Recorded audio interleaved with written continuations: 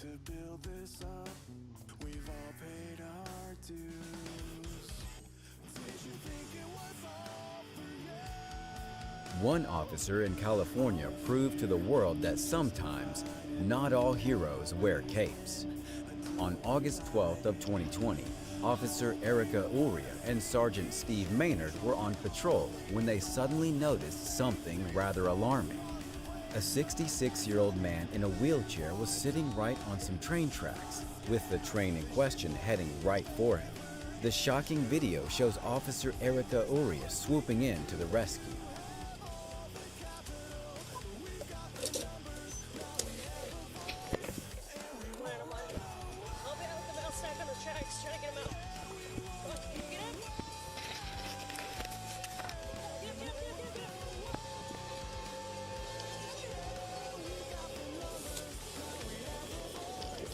Crazy shit.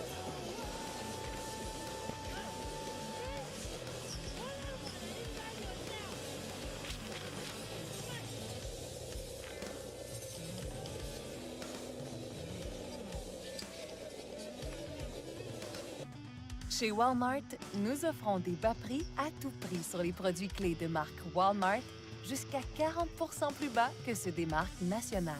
Consultez la liste complète à walmart.ca/bas prix à tout prix. Chez Walmart, nous offrons des bas prix à tout prix sur les produits Walmart, jusqu'à 40% plus bas que ceux des marques nationales.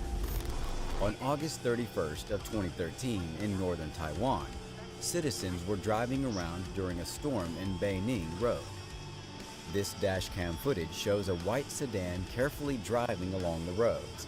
As the vehicle in question begins to round a corner, a ton of dirt, mud, and debris comes barreling down the cliffside right next to the vehicle.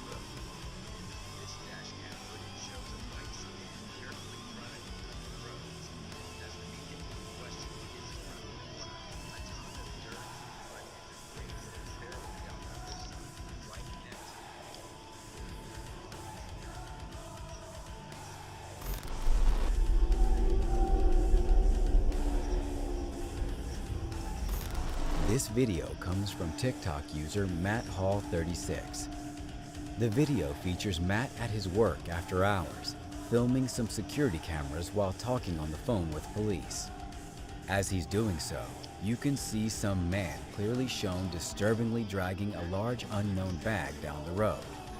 As he gets closer, the man shockingly drops what he's doing and full-on sprints towards the door, slamming his body into it. Matt, now clearly shaken, can be heard begging the police to show up. There's literally somebody outside, like, dragging a bag at my work. I'm sorry, I'm just recording. I can't see his face. Where's he going? He's literally running down to the door. He's coming out to the door right now. See? Ah! Oh my! He's outside the door. He's outside the door right now. No, there's nowhere to hide in here. I'm literally, it's just this one room. The door is locked, but oh my fuck. He's like behind the building now. I don't, can you just get here? Following the first TikTok video, Matt would upload a second part explaining the situation in more detail.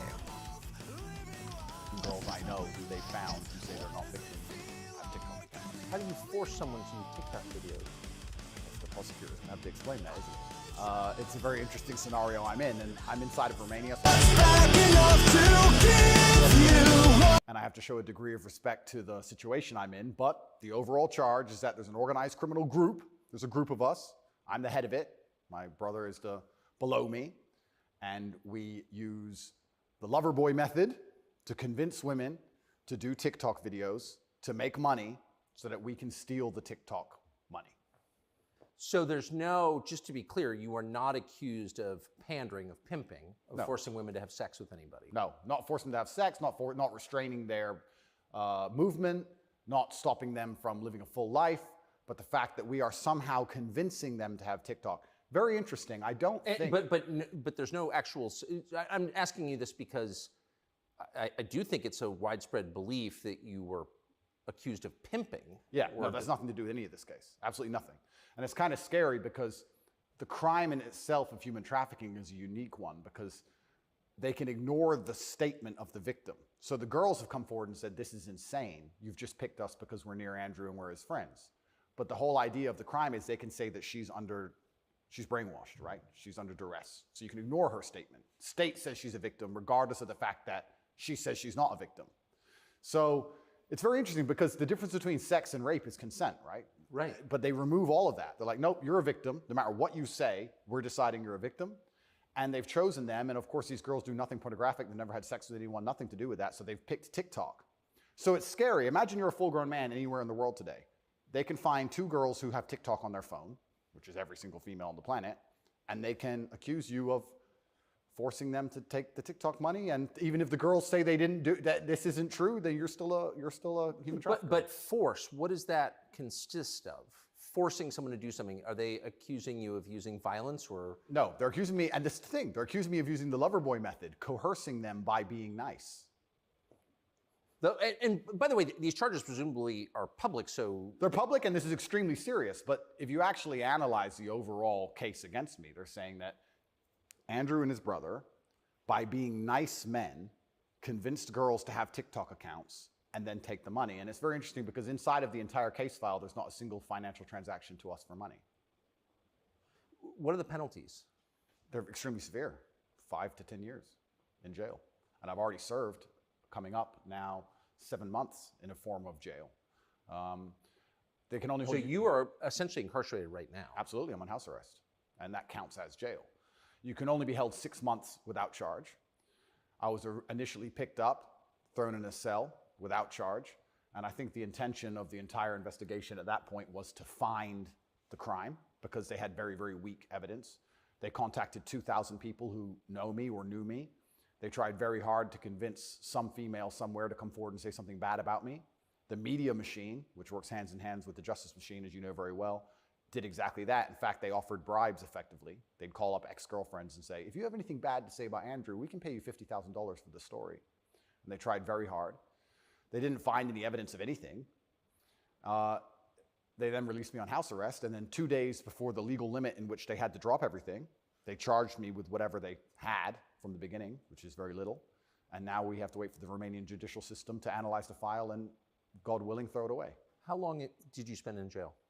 I was in jail for 92 days in a Romanian jail cell. What was that like?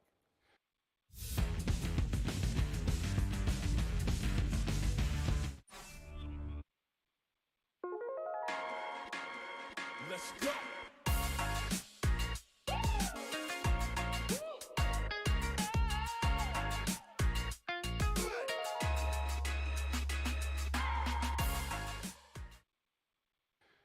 It was certainly an interesting experience. I won't lie and say it was easy. It was certainly very difficult. The uncertainty of it. It's a very uncertain situation to be picked up on just before New Year's Eve and thrown in a cell without charge. And I'm asking different prison guards and different prisoners, how long am I going to be here? One prisoner was like, I've been here 2 years.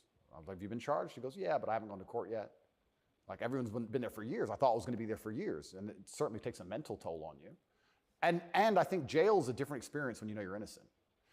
There was a guy in there for murder. He's like, yeah, I murdered someone, I'm in jail.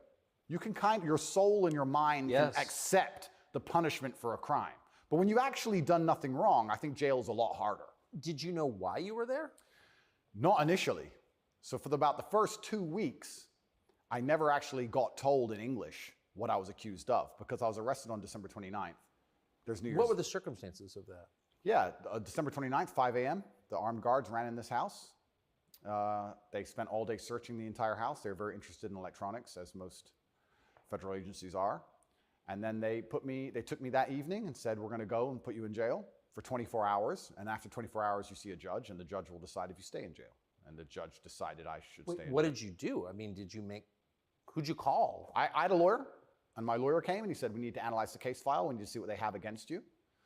You're being accused of human trafficking. I was like, human trafficking? That's insane. Who? When? What? I went to jail, and then I was given all this paper in Romanian. I don't speak Romanian, although I live here. And then I was waiting for the translation. So I think it's about 2 weeks before I finally got the papers in English to understand why I was in a jail cell. And then I really understood how insane the accusations were. What is human trafficking?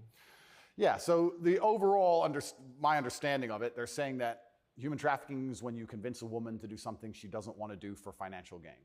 And there's different methods you can do that. You can do that through force, and you can also do that through How is that- emotional coercion. I think most people, just speaking from the American perspective, most people believe that human trafficking is effectively slavery, selling human beings. That's what I believe as well. Absolutely. And this is the thing that's so interesting. When you finally end up the enemy of the matrix and they use the legal system as a weapon to punish you for having an opinion, you realize how subjective the law is, right? Because it can be a weapon. When you have something subjective, you can just pick and choose.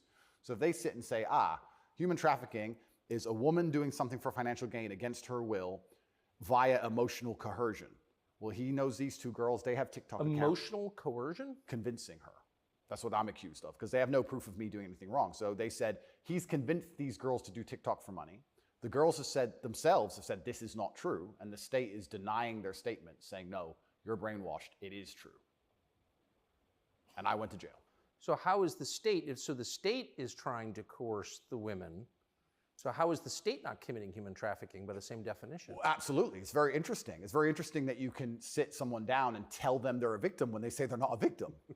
You're a victim of being coerced, and we're going to try to coerce you into conceding you were coerced. Exactly, it's a very interesting scenario. And Okay. yeah, and it's a very interesting scenario, and it's up until this point, no judge has looked at the evidence of the case. So up until this point, I've been to court a bunch of times, but the only reason I was in court was to discuss my preventative detention. So under Romanian law, if you being free can impede the investigation, you should stay in jail.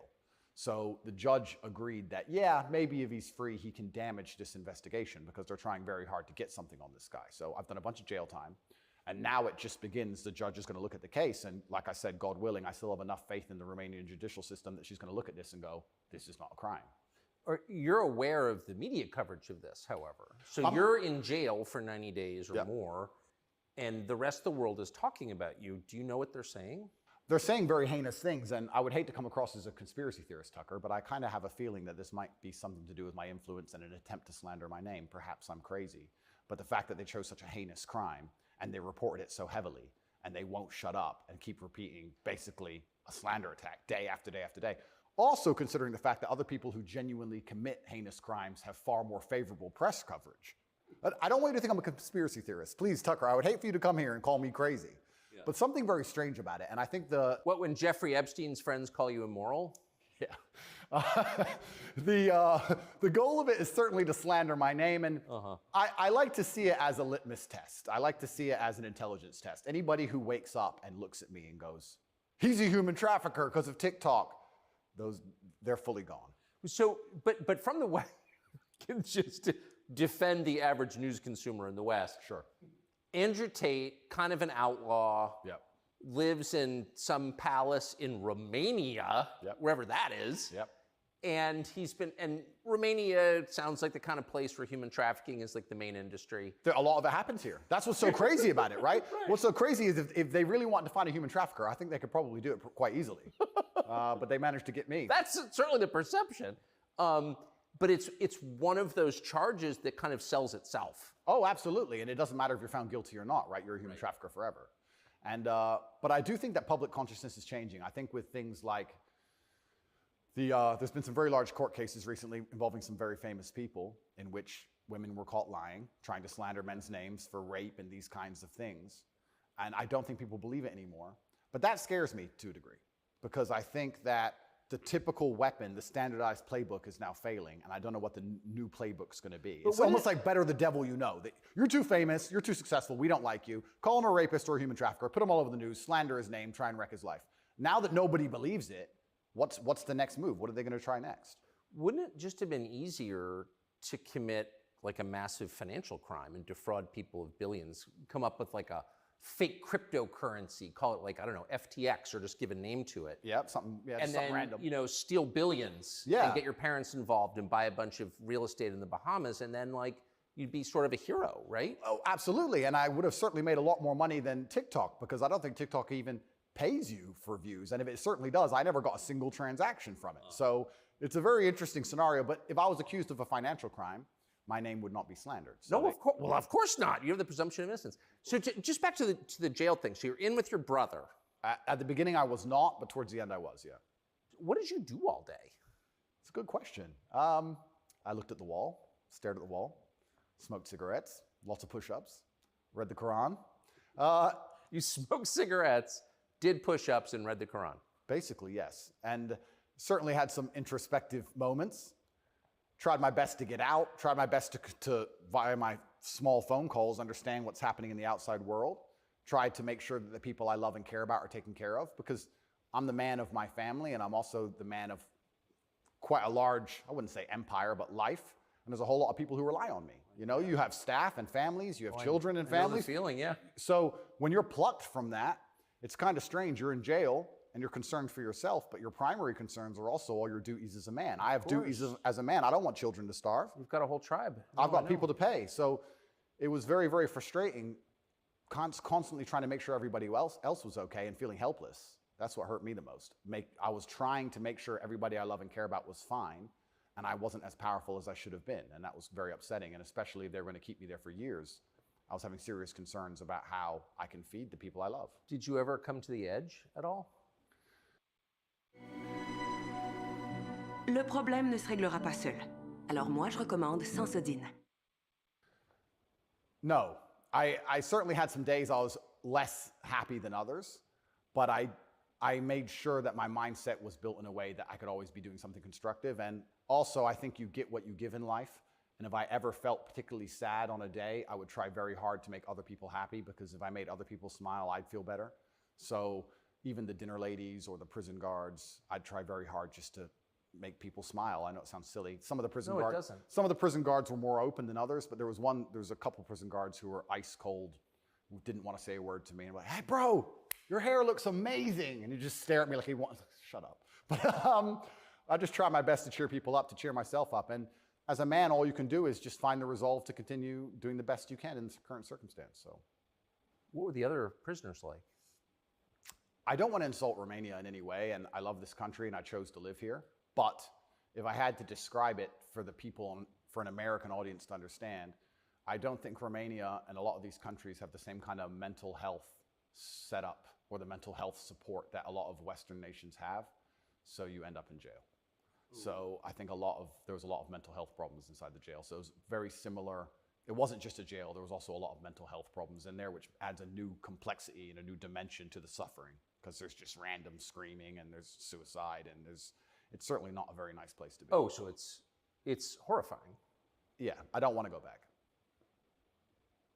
You hear the phrase Romanian prison and it sounds tough, so it was what you would imagine. It is, and when this process is over, there's a lot more I will say, but I will say the staff were very nice to me, and I want to make this clear.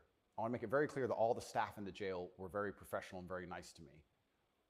I would almost say that they believed I was innocent and they understood that I didn't belong there. There was a semi-apologetic vibe to the way I was treated by the guards, if that makes sense. Yes. They understood very well. I don't think anybody, like I said, with a functioning brain believes that me at the age of 35 decided to steal TikTok money and ruin my entire life without financial motivation to girls who say they're not victims of anything. I don't think anybody with a brain. Well, the fact that you're not accused of a sex crime or of violence, which I think most people don't really understand. Yep. And they can look it up. Yep. I mean, but you're not actually accused of Correct. rape, Correct. selling anyone, Correct. pimping. Correct. Okay. That right there raises a lot of questions. Well, yeah, and this is the thing that's so interesting because I'm accused of using a method of human trafficking called the Loverboy method. So how that would traditionally work is a man would meet a girl, become her boyfriend, take her to another country, turn her into a prostitute, say I love you, like pimping. Of course. But they're saying, because all my conversations with these girls are very nice, they're saying that I use the Loverboy method to convince them to do it. And once again, I never made a penny from TikTok, and I have no interest in girls' TikTok's accounts, and I've never made any money from TikTok in my life.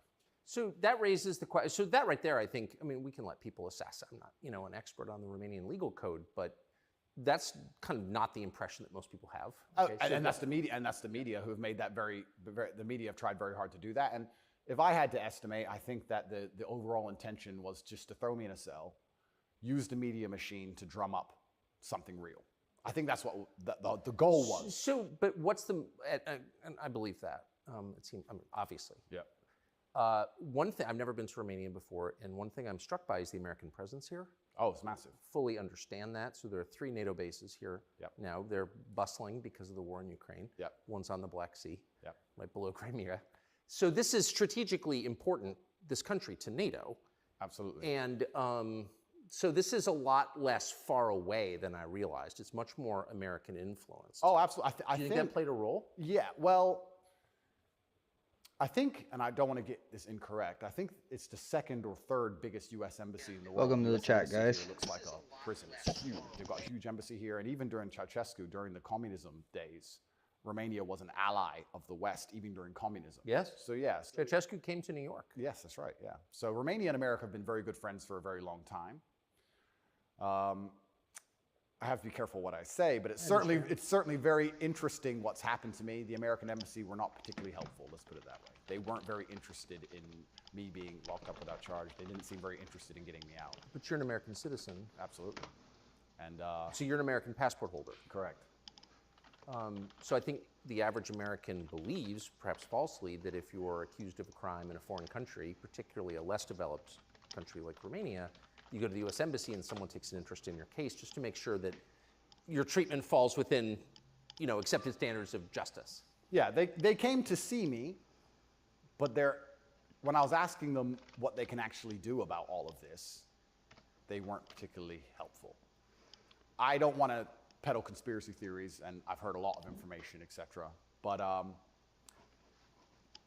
wouldn't say they sanctioned it. I don't know if they had to sanction it, but they weren't particularly interested in getting me out. But at least they came to see me more than once. I mean, they kind of pretended to care. The UK embassy didn't even pretend to care. The UK embassy was, I really think they enjoyed it. They didn't. And you're a British subject as well? Correct. And this is the kind of thing, and I want to say this here, that's kind of frustrating for me because Romania is my home now for 7 years, but I'm half British, half American originally. And when something like this happens to you, you have this longing for home. You kind of want to go home. When you end up in a jail in a country where, even though you've lived for a long time, you don't speak the language, you don't understand the legal system, going to court in a foreign language is far more intimidating than in your own language. Can't even imagine. You don't have a clue what's being said. You don't understand how anything works. And then you kind of have this longing for home, but I feel like my home countries hate me, and they hate me because of my message, which I believe to be a positive message. So you kind of have this strange feeling of homelessness, because it's like, well, if I go to the UK, I believe they're going to attack me the same. If I go to America, I believe they're going to attack me the same. So where do you go? It's kind of scary. Where do you go? It's a good question. We're going to have to see. And How did you wind up here? I moved to Romania. I came to visit a long time ago. Before anybody ever visited Romania, I came to visit, and I genuinely fell in love with the place. It truly is a fantastic country. I love nature, as an amazing nature. It's a very safe place. It has this reputation of being dangerous. It's not dangerous. It's very safe. The people are very good. The people are very conservative traditionally. It's almost like America was 20, 30 years ago. It's gorgeous. They have a bunch of nice restaurants and plenty of things to do, and I've never had a problem here in any way. Never had any issue with the law or with the other side, criminals, nothing, until this came out of nowhere. So it's been very strange. So what is it about your message, do you think, that infuriates certain people? Well, my message is traditional masculinity. My message is to stand up and say what you mean and mean what you say. And even going to the gym nowadays is an act of defiance, because when you have a man who's built with any degree of principle, you say no to things. And I think if I have to analyze my message and why I'm so disliked by the people who dislike me, it's not the things I'm saying, it's the fact that if you adhere to my principles and you adhere to the things I Thanks say, for you the end up follow. being the kind of person who will resist certain ideas. Uncle You say Lee- no. What kind of Leroy? man never says no? Name a man who never says no. Men say no, right? Men wake up and say, no, I don't think that should be done this way. No, my children will not be taught that. It's No. the father's primary job. Absolutely. So when you say to men, listen, you're allowed to have an opinion, you're allowed to have standards, you're allowed to have boundaries and barriers, you're allowed to get up and become important and work hard and try hard and become the kind of man who can't be controlled, then you're seen as an enemy. And especially with the massive influence I've gained, I think they look at me and go, he's helping men resist the slave programming. We don't need him around. We need to empty their brains so we can inject the slave programming and convince men to be eunuchs, because once you're eunuched, then you're not a threat. I think I buy that. Because your message, I'm not the world's expert on your message, but I've seen a lot of it, and it's not explicitly political, actually. No, it's not political at all. And their original attack before this Matrix attack is they weaponized virtue, which is what they usually do. There's no genuine virtue inside of these people. They weaponize virtue. They find a virtue, and they turn it into a bullet, and they shoot at you. I'm sure you know very well. Yeah, I've heard. Yeah. I was a misogynist for the longest time just for saying that men should have standards. If you tell a man he can have standards in a relationship in any way, you're a misogynist. It's actually very interesting because What does that mean to have standards in a relationship? But this is the thing that's so interesting about it, because they've gendered the argument when I never did. I said as a man, you shouldn't have a girlfriend who is a liar and a cheater, and you also shouldn't have male friends who are liars and cheaters. You shouldn't be around dishonest people, Yes. male or female. Amen. And Amen. they gendered it and said, he's a misogynist. He's saying that men should only act this way with women, etc. I said that men should have standards, and you should have protocols that you're prepared to accept, and you should have hard parameters. And if a woman doesn't want to adhere to those parameters, that's her decision, and it's her prerogative, but you don't have to stay with her. Why should you? What's wrong with that? Well, that's teaching men to say no. They don't want men to say no. So are you arguing that it's better to be with a virtuous woman? I think so, yes. I know that's No, crazy. I'm serious. I mean, that seems I like am, a good, Tucker. I don't want to that seems like good advice. I don't want to come across as extreme, but yes, I am. And what's actually funny is I really believe most of the things I'm saying were accepted by absolutely everybody 15 years ago, 10 years ago. And now it's public enemy number one. And it's because of the mass influence I have. At one point, I became the most Googled man on earth. At one point. And it's a scary situation I'm in. But if you're arguing that it's really important for a man to find a good woman, Yeah. a decent woman, Yeah. an honest woman, Yep. that's the truest thing that's ever been said. I mean, Absolutely. that's the most important thing any man can do. I mean, I can just tell you firsthand. Oh, thank you very Being much. married 32 years, that's the most important thing. And you think saying that angered people? Absolutely, because I'm arguing the only way to do that is via masculine excellence. I'm saying in the world we live in today, it's hyper-competitive, and if you want to be the kind of man that has the choice of women to choose a good one, you need to be an excellent man. It's no longer acceptable for you to just be an average Joe or below average. You have to get up and you have to work hard and you have to be smart and interesting and you have to be charismatic and make some money and be in good shape and you have to try very hard. And unfortunately for them, if you follow that path as a man and you become successful in those realms, you end up being the kind of person who resists enslavement. You become the kind of person who wakes up and says, no, I don't believe in that. That doesn't make sense to I me. can't imagine a better message than that. If you want a good society. So then you have to argue and sit and say, do these people want a happy, functioning society or do they want something else? What do you think? I think that I would never kill myself. And I also Just throwing that out there. and I also think that when you want to conquer a society, you kill the military age males. That's what you do. That's the first thing they've ever done. They walk in and all the men have to have their throats cut. They can't perhaps do that, but they can certainly cut your balls off. And then you can't resist. And I think there's certainly a movement to ensure that there's very little resistance left inside of the number one demographic which is required to resist oppression, which are military age males. And they don't want those kind of people waking up with any kind of self-respect or standards or to say, no, I don't accept this. I do not need a ninth injection.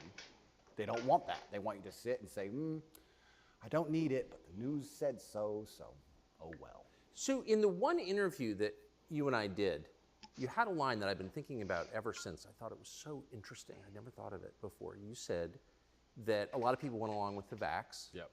and that you didn't judge them because of the vax gene. But now that we know Thanks for that the a lot of follow, what we were and told was Tony wrong, Mac. some of it was a lie, it is a Stable and requirement Bowser of yeah, man, I'll your own definitely check dignity, it out for sure right now. of your own self-respect to say so. Completely.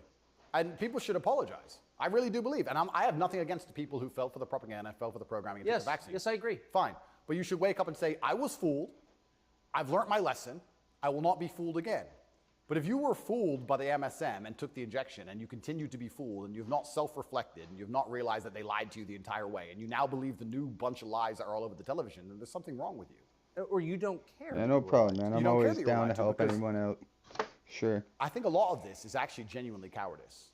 I think it's a very easy worldview. The life is easier if you accept the news tells the truth. Everything they want me to believe is true. Everything's nice and simple. Good guys, bad guys. Yeah, no worries, do-do-do-do-do. man. And if you want to actually wake up, it takes a degree of bravery, because then you have to destroy your entire worldview, everything you've ever understood and everything you're told, and you have to really look at the world and go, oh, this is a mess. And that takes bravery. And once again, that's why they don't want men to be brave. They want you to sit there and go, oh, it's easier if just, CNN said, so it must be true. And it's cowardice. And they're trying to instill cowardice in all of us. That's what they're trying very hard to do. And I think even just me as a person, the people who hate me, my detractors who dislike me so much, even if I say nothing, I just turn up, big, bald, strong, fast car. We'll add this. But, it's just me. I'm like the enemy to them, because I symbolize men who don't I'll make comply. an account later and on, not and I'll don't check it comply out. in a negative law-breaking way, but don't comply if we don't agree with that, or we don't see common sense in that, we're going to politely decline, and that's simply not allowed. What's it like to have the prospect of prison hanging over you? I think that Yeah, who knows, man? I like to believe Might be because I'm on a this is a test VPN from or God. something. I like to believe that if you become the most Googled man in the world for saying that you have mental resilience, that God is going to make sure you don't have that degree of fame without testing you. I like to believe that God comes along and says, yes, I've allowed you to become the top G. We're going to see if you really are the top G. I believe that's how the world works. It's certainly intimidating, especially knowing you're completely innocent. But I believe it's a test, and I believe it's my job to pass the test for my ancestors and for people watching over me and for God. And I think I have to do the absolute best I can possibly do in the scenario and the circumstance, regardless of whether I win or lose. I still believe I'm going to win because I've seen the case file and I've seen that no laws have been broken.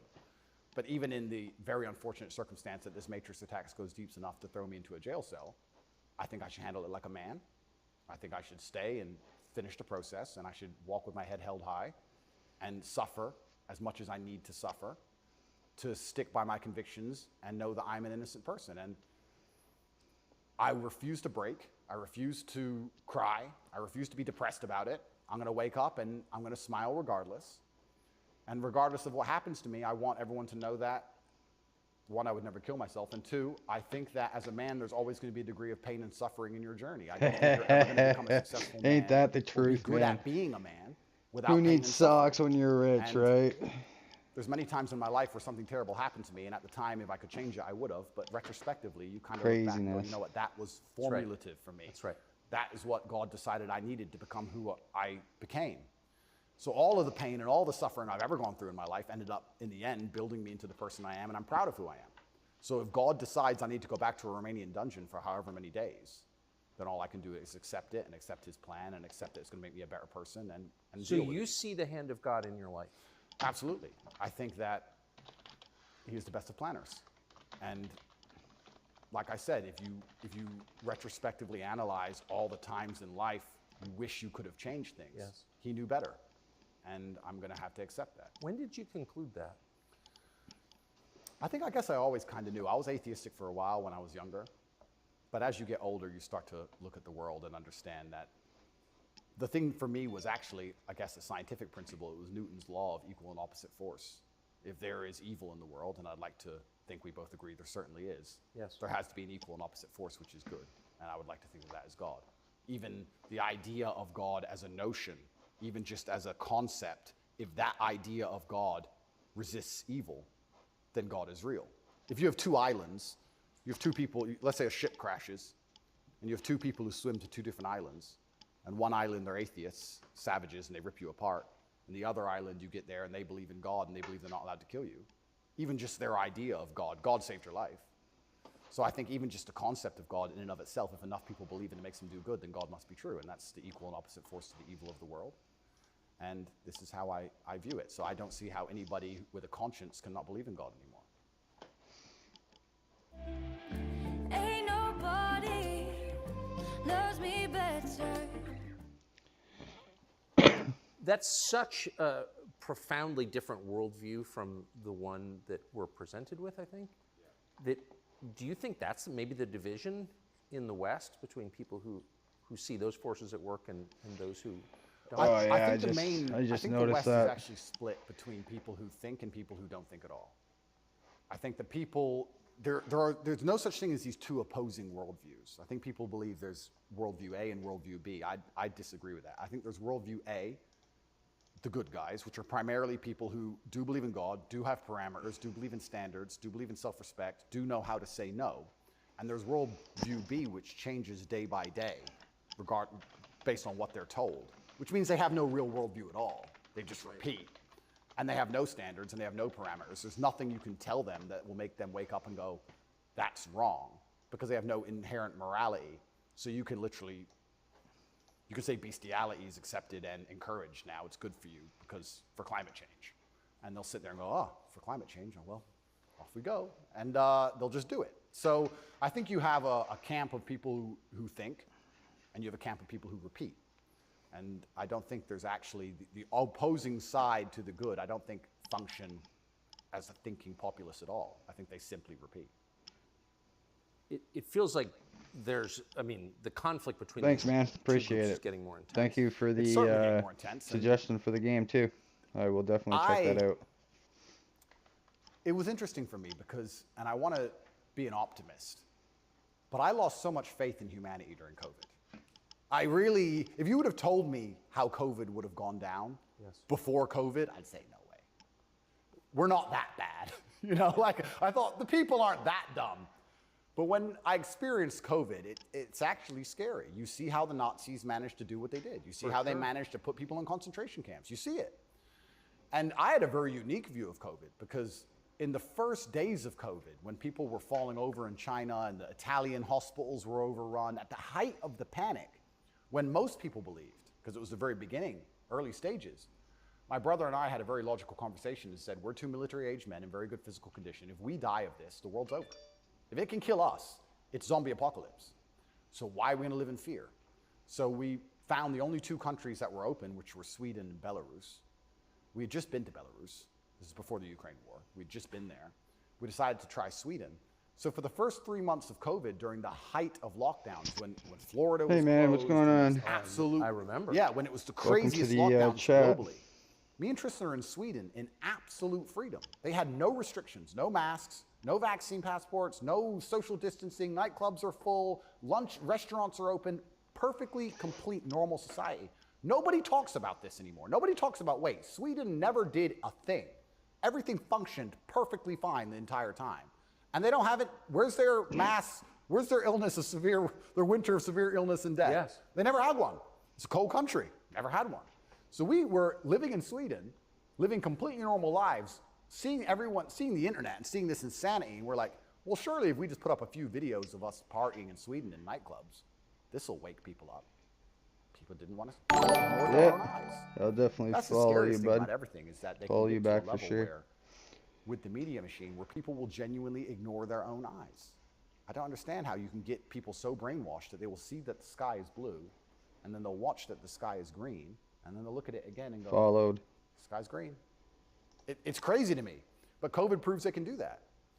And that's why the war is getting so intense, because the principled people are saying, how can you still believe in the things that you're saying?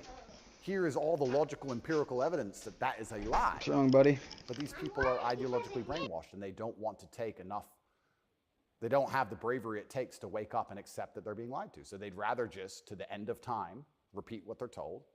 And it becomes more and more intense as it becomes more and more ridiculous. That's so scary. As it becomes more and more ridiculous, the more intense both sides get. Yes. Right?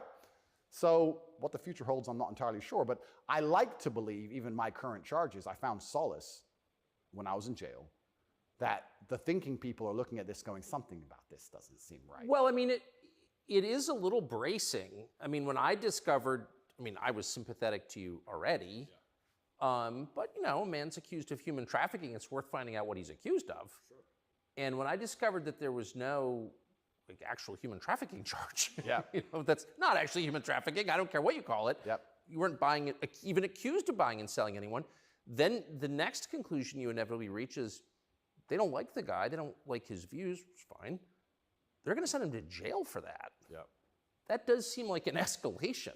Absolutely. But if they don't like your views, and you're inspiring Wild. millions of people to resist slave Sounds like programming, you become fucking- a threat. Like, they discuss me. But you can't send a guy to jail because you disagree with him. But You that- shouldn't. But even before I went to jail, the members of parliament in the UK were talking about me and what a dangerous role model I am for young boys. So they launched this initiative inside of British schools to ban me. My name can't be said inside of any British school. And members of parliament were standing up in parliament saying, Andrew Tate is dangerous. He's encouraging young boys to have misogynistic views, because I'm literally telling young men to go to the gym and to stand up for themselves and believe in themselves and believe in something. And by extension, you look at some of the sexual education books these children are being given, which I believe at age 9, I don't think a child needs to learn about anal sex or any of these things. Probably not. Yeah, probably not. So they're pushing that to the children, but I'm banned. Well, they're also pushing weed and video games on boys. Oh, completely. And you can listen to rap music about killing people all day long, and there's a whole, and Lil Nas, he can have sex with the devil in his music videos, that's fine. But I'm dangerous for saying go to the gym. And once I realized what was scary to me is, I said this to my brother, I said, once the parliament's discussing you, you're basically considered a national security threat at this point. You're a threat to national security at that level. And then all bets are off. Right? What about the UK? So the UK has become more authoritarian than anywhere in the Persian Gulf. Correct. How did that happen? Yeah, and it's, like I said, it's very interesting because people still, the people in Camp B who don't think, a lot of them believe that the law is fair. I've had people say to me, oh yeah, what they're doing to you is garbage. Well, you need a lawyer. Well, yeah, I do need a lawyer, and I do have a lawyer. Thank you. But it's not that simple, unfortunately. You know, the law is very subjective, and if they want to attack you with it, they're going to do a very good job of attacking you with it. And that's what the UK does. The UK have these laws which are extremely subjective, and they can use it as a weapon to basically silence anyone they decide, But or why? hurt anyone they decide. England is the birthplace of free speech, Completely. of habeas corpus, of kind of framework of liberal democracy that we thought we believed in. Yep. And now it's a country where people are arrested for praying. Well, What happened? Good question. And there's a saying that I heard, and I don't know who said it, but he said that a sick country adopts laws like a dying man will try medicine. And I think that the UK is failing in real time. If you look at it in any metric, whether it's living standards, whether it's crime rate, any metric you can measure the success of a country by, it's fallen off the cliff. It's becoming more and more expensive to live there. The education system's gone down the pan. London is the stabbing capital of the world. You're not safe to leave your house. So their answer to this is just more and more and more laws. And unfortunately, as they do that, they're not even intelligent enough to actually attack the people who are doing genuinely bad to the world. They just make more and more authoritarian laws, and they end up using them to attack the people that the government doesn't like. And I ended up being one of them. And I think Europe in general has problems. If you look at France as we speak, I think it's on fire, isn't it? Most of it? It is. Yeah. So they have issues, and their answer, what's a government's solution to anything? Law. What can a government do? No matter what. But they're not laws that are aimed at fixing the problem that's right in front of them. No, they're laws aimed at fixing the person who's talking about the problems. So why don't you get rid of the guy who tells everybody? Isn't that easier? Tucker? Why fix any of this? If we just shut him up, they won't know. No, but that's like responding to a heat wave by breaking your thermometer. Completely right. That's the plan. Insane. Plan one is to break the thermometer. We might deal with the heat wave a bit later. But Get air conditioning. No, let's break the thermometer. For now, there's too many people talking about the heat wave. So let's just break that. And then later on, maybe when we have time, we'll do something about the actual issue. It does seem like a lot of this is an effort not to talk about the real thing in Europe anyway, which is migration. Yeah. And the UK, formerly known as England, and France have both been completely changed by people from other countries. Yep. And who I'm sure have added good things too. I mean, I'm not, you know, but they've changed them, and in general, they're not better countries. And like, why can't anyone admit that? But this is what's really interesting to me about what's happening, because we're talking about masculinity and men who say no and men who stand up. But there has to be balance, right? Yeah. Everywhere in the world, there has to be power balances. If there's not a balance in power, there's going to be a vacuum, and that's going to be filled. If you neuter the native population of men, if you destroy their mentality to resist, if you tell them that every single thing about them masculine is wrong, and you basically feminize and unicate them, turn them into eunuchs, and then you import high testosterone men from the third world who don't believe any of this garbage, who grew up in a society where they understand the only way to succeed is to be a fearsome predator to a degree. What do you think is going to happen? Like, who's supposed to protect the sanctity of these nations and these settlements and these towns and villages. The police, no. In general, I would argue that it's the masculine essence that can be detected by the people who arrive. I guarantee if you were to put a bunch of these migrants in Sarajevo or Moscow, they behave themselves. Oh, yeah. I have a feeling they just look around and go, not today. But when you neuter the native populace, then it's like, well, there's a power vacuum. And when there's a power vacuum, what do we expect to happen? So that's what's so... What are the French going to do about it? What's your average Englishman going to do about it? Nothing. Nothing. And that's the thing. And that makes you wonder, is this purposeful? Like why? These two actions of neutering the native populace and importing these high testosterone third worlders are so at odds with each other. Is this purposeful? I'm not sure, but has anyone considered this? So yeah, it's interesting because you talk about these are huge and intentional trends, and I mean they're historically transformative trends. They're a big deal, and so they're probably not happening by accident, right? There's got to be some intent. How could there not be? That's right. And how do they expect all of this to end? And this is exactly what's happening with migration. The problem with migration specifically is that there's no native masculine populace to enforce any degree of culture or boundary or parameter. And like I said, I would argue the point. And I've been to Sarajevo and I've been to Moscow. I've been to these places and I've seen there's a whole bunch of migration and everybody seems to just behave a little bit differently. And I think that's because people understand that men live here. That men live here.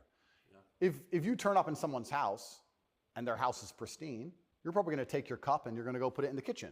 But if you turn up in somebody's house and it's a fucking mess, and nobody respects the house and nobody cares, and the man is drugged out of his mind, half asleep on the couch, what are you going to do with your cup? You're going to leave it there. You don't give a shit.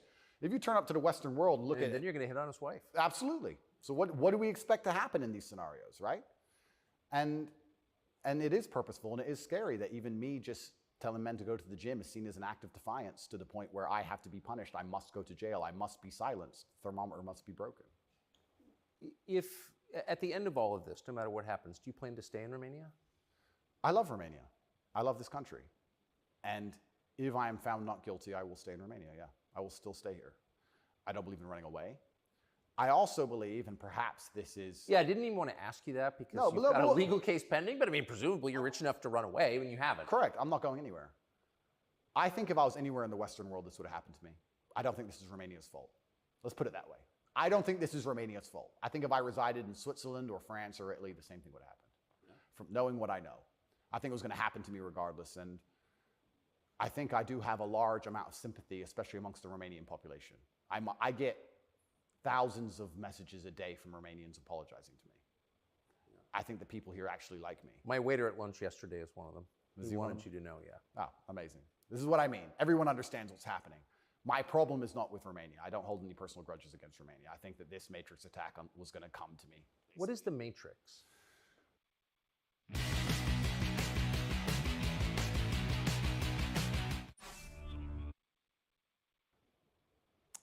Good question. I guess some Americans call it the deep state, but I like to look at it in a more global way. When I say the Matrix, I think there are certain agendas which are being pushed. I think the media machine and the judicial systems of the world work together hand in hand. I think the goal is to control people's minds to a point where they don't discuss anything that's important. The reason I use the Matrix is because I've watched that movie a few times and it has so many similarities to the... Have you seen the movie? No. You've never seen the movie The Matrix? No, I don't watch any movie.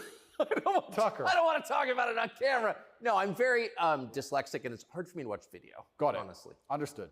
But there's so many similarities, and the basic premise is that humans' minds are controlled and put inside of a false reality so that their body heat can be manifested for the machines.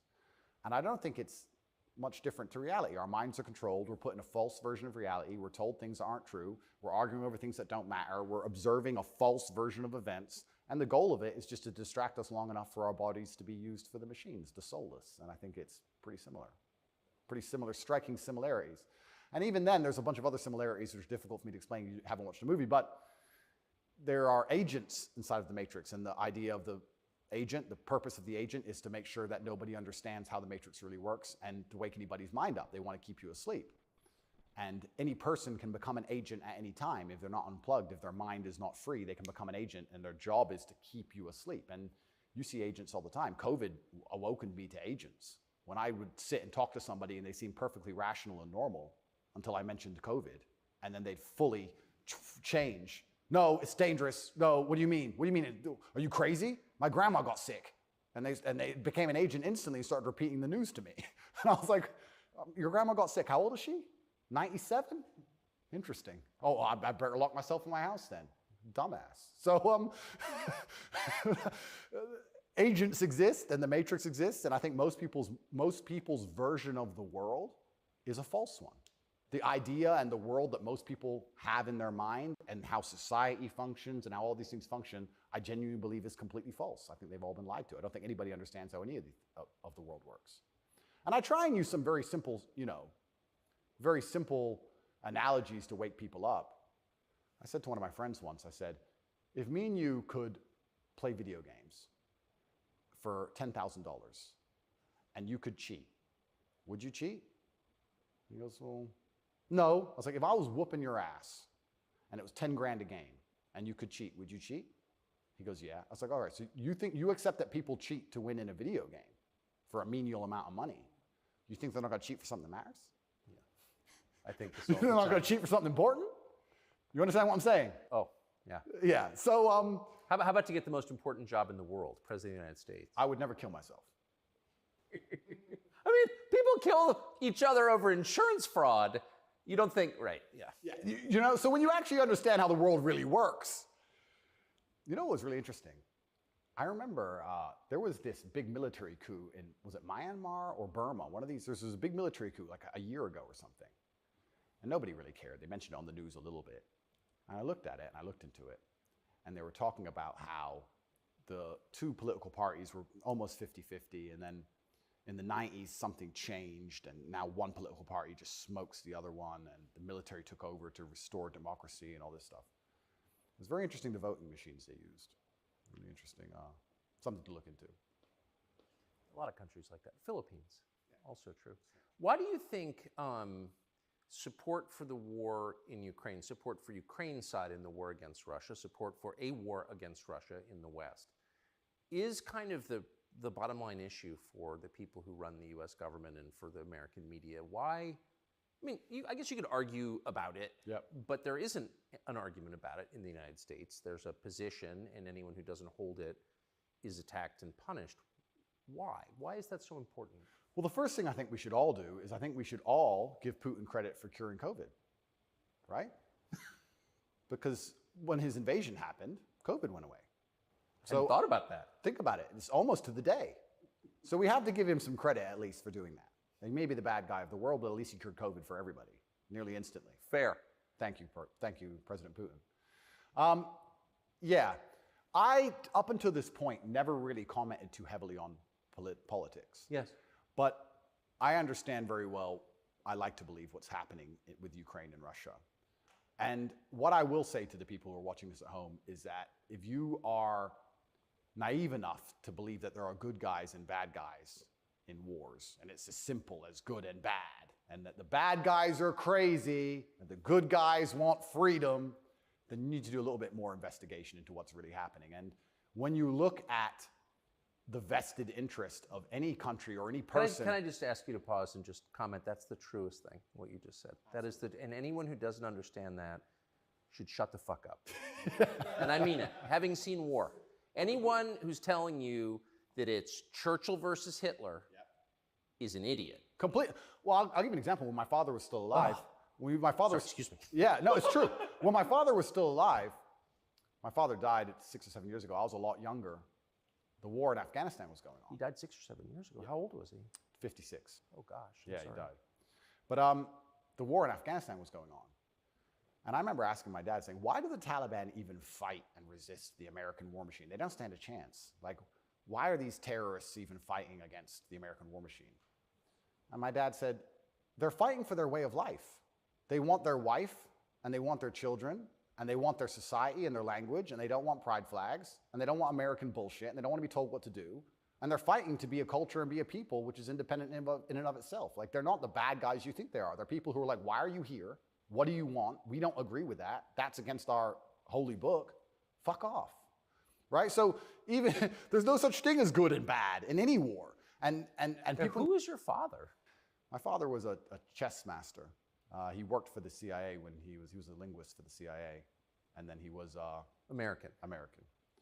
He was discharged, and for a story I won't tell, but he was a chess master, and it's very interesting. I encourage people to look at his Twitter.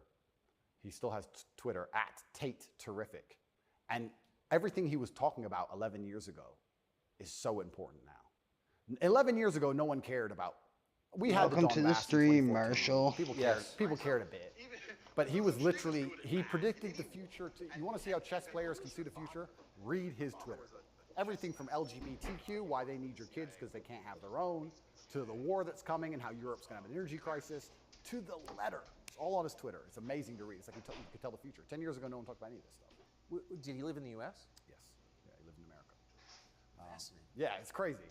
But he was telling me about a lot of this stuff even when I was a lot younger. And as we said, there's no good guys and bad guys. But when you have a vested interest in something, I think that people are relatively simple. You're talking about why the American government has such a vested interest in this war. Which is not good for America. Which is not good for America. So is it, well, we can say it's for money or we can say it's for power. What else would it be for? Is it really for freedom and democracy? Well, I think that's already been destroyed by Zelensky, hasn't it? So yes. What is it for if it's not for money and power? And then you say, well, who's the money and the power going to? These are logical conversations. It's a very logical thought process. I agree. You know, wouldn't it be interesting to say, okay, I woke up, I'm an American. I would never kill myself. I woke up, I'm an American. Why does America care? Well, I guess it's for money or power. There's no other reason. Okay, well, America wants to be a rich, powerful country. That's fine. Is the money and power going to America, or is it going to a select few individuals? Are those select individuals interested in me and my life? Do they care about benefiting me? Do I need to support the power grab of these select few individuals? Is that going to be a smart move for me to make, for me to have the best possible human experience? But this is a very logical thought process. Yes. People don't seem to think anymore. They believe that there's a good guy and there's a bad guy, and one team's completely good and one team's completely bad. One team's crazy. They often use the word crazy because to be completely bad, you have